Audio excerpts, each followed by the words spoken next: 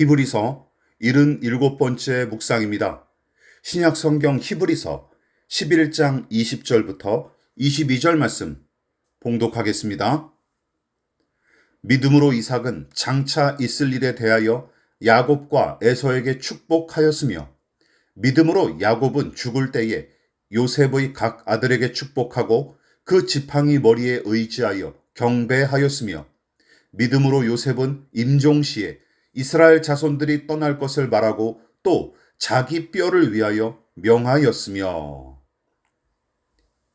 여러분, 앞서 살펴봤던 묵상에서 언급했다시피 히브리서는 믿음에 관한 이론이나 개념을 신학적으로 장황하게 설명하기보다는 믿음으로 살았던 사람들의 생애를 조명하고 재해석함과 동시에 현실 속에서 보여준 그들의 결정과 선택과 행위를 통해 믿음의 정의와 양상을 더욱 구체적으로 설명하기에 이릅니다. 자, 오늘 본문이 언급한 이삭과 야곱과 요셉도 그런 의미에서 인용한 것이죠. 그런데 특이한 점은 본문이 그들과 관련된 여러 이야기 중에도 유독 자녀와 후손에게 축복했던 시점을 주목한 것이죠. 창세기 27장에서 쌍둥이 야곱과 에서를 축복하고 그들의 인생을 예언했던 이삭, 창세기 48장에서 임종을 앞두고 요셉의 두 아들을 축복하고 예언했던 야곱, 그리고 이스라엘 자손에게 하나님의 약속을 상기시키고 자신의 유고를 약속의 땅으로 옮겨 놓기를 당부했던 요셉, 자녀와 후손을 향한 세 사람의 축복과 예언은 내일과 미래에 관한 내용이 대부분입니다.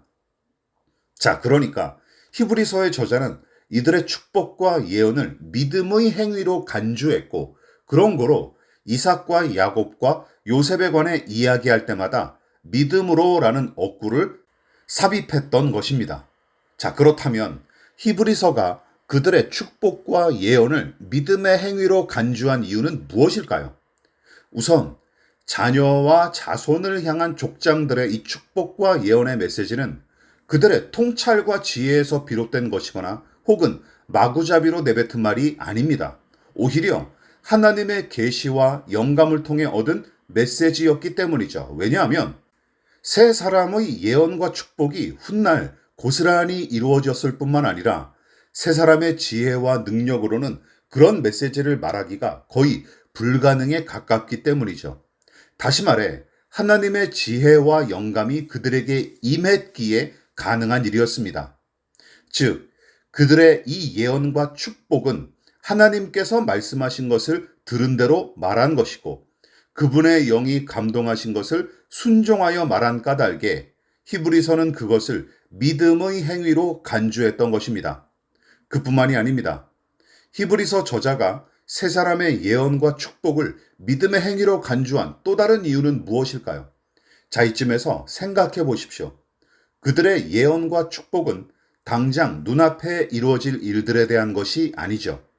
오히려 이들의 예언과 축복은 성취 여부를 도무지 가늠하기가 힘든 내일과 미래에 관한 것이지만, 이들은 지금까지 돌보시고 인도하시며 약속대로 일하셨던 하나님을 몸소 체험했고, 내일과 미래에도 그 하나님께서 동일하게 일하실 거로 확신했던 까닭에 그들의 자녀와 자손을 향한 하나님의 약속과 계시를 대담하게 선포할 수 있었습니다. 따라서 어제와 오늘의 삶을 통해 하나님의 은혜를 몸소 체험하지 못한 사람은 하나님께서 이끌어 가실 내일과 미래를 꿈꾸거나 확신할 수 없습니다. 그러나 세 사람은 지금까지 지내온 것 주의 크신 은혜라 하고 고백할 수 있었기에 무거운 짐 주께 맡겨 벗을 날도 멀지 않네 하는 찬양이 가능한 것입니다. 이 내용을 유념하십시오. 자신의 신념이나 개똥 철학을 밀어붙이는 것, 불굴의 의지를 가지고 적극적 사고방식이나 긍정의 힘을 믿음으로 성공과 행복을 쟁취하는 것 등등, 여러분, 이것은 기독교 신앙이 아닙니다. 하나님께서 말씀하신 대로 말하고 순종하는 것, 과거와 현재, 그리고 미래를 하나님께 의탁하는 것, 하나님과 그분의 약속을 끝끝내 신뢰하는 것. 이것이 우리의 믿음입니다.